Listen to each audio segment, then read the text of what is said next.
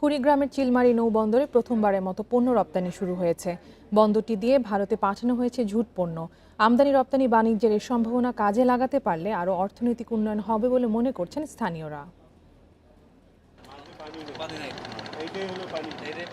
7 ফেব্রুয়ারি 27 ton ঝুট পণ্য নিয়ে চিলমারী নৌবন্দর থেকে ভারতের আসাম রাজ্যের ধুবড়ির উদ্দেশ্যে ছেড়ে যায় লিজেন্ড কনসোর্টিয়ামের নৌযান শান আবিদ 1। এর মধ্য দিয়ে স্বাধীনতার পর প্রথমবারের মতো এই নৌবন্দর থেকে পণ্য রপ্তানি হলো। একসময় গুরুত্বপূর্ণ নৌবন্দর ছিল চিলমারী, পরে অচল হয়ে পড়ে নানা কারণে। 2017 সালে সফরের সময় চিলমারী নৌবন্দর চালুর প্রতিশ্রুতি দেন প্রধানমন্ত্রী শেখ হাসিনা। এক পর্যায়ে শুরু হয় পণ্য আমদানি। ব্যবসায়ীরা বলছেন, রপ্তানি শুরুর মাধ্যমে বাস্তবে রূপ নিয়েছে প্রধানমন্ত্রীর প্রতিশ্রুতি।